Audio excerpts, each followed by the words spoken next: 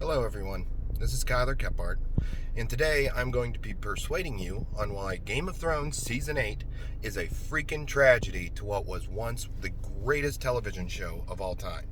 Now, I have been a Game of Thrones fan pretty much since the show started. I followed it. I had read the books previously, A Song of Ice and Fire, and I've read them a couple times now, so I do know some book spoilers and obviously some show spoilers, so if you don't want to hear them, now would be the time to check out.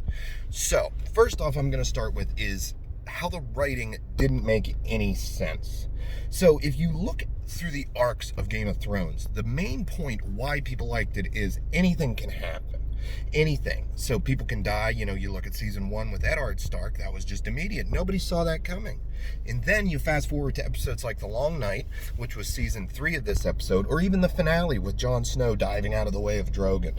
It's that there is this character plot armor on these characters that is much too, if anybody is an anime fan, much like how they do it, which I personally am a fan of anime, but when you look at a story that is based on unpredictable, when you follow the same trajectory for every character in the season, it takes away the impact it has. So things like, for example, Beric Dondarrion dying in The Long Night. It's like, yeah, that's crazy. Dolorous Edd died. There's two big characters you've been with the entire time, but they're not really that important in the grand scheme of things.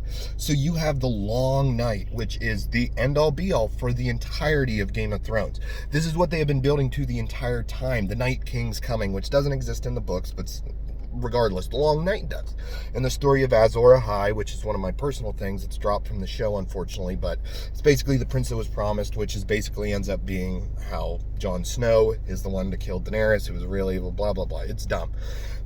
What that they would drop it, that is very, very dumb, in my opinion, because that basically ties everything together and gives you the set for magic in the world and why things happen. So that was a big thing. And again, if you want to look up Azor Ahai and the prophecy, I highly recommend it. It explains a lot of how Game of Thrones works and gives you a lot more deep into the history, the religion of Planetos. So there's a lot of things there that you should look at. Another thing too is the character assassinations. You look at things like Arya, all of a sudden, I know a killer when I see one. Yeah, of course, she just murdered like freaking 3,000 people. Of course. If you didn't know she was a murderer, Daenerys I'm speaking of, you're an idiot, and that's just poor writing.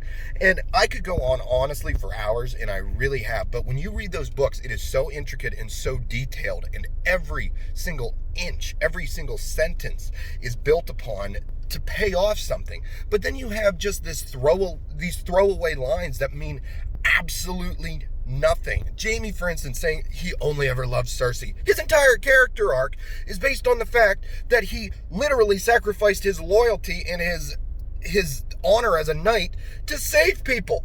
I don't understand. It doesn't make sense. None of it makes any sense.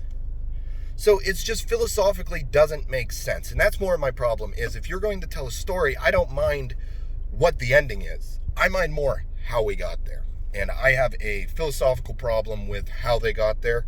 I'm already gone a little too long, so I will cut it at this. Hope everybody's staying safe, and I hope I persuaded you that Game of Thrones Season 8 is a hot dumpster fire of a season.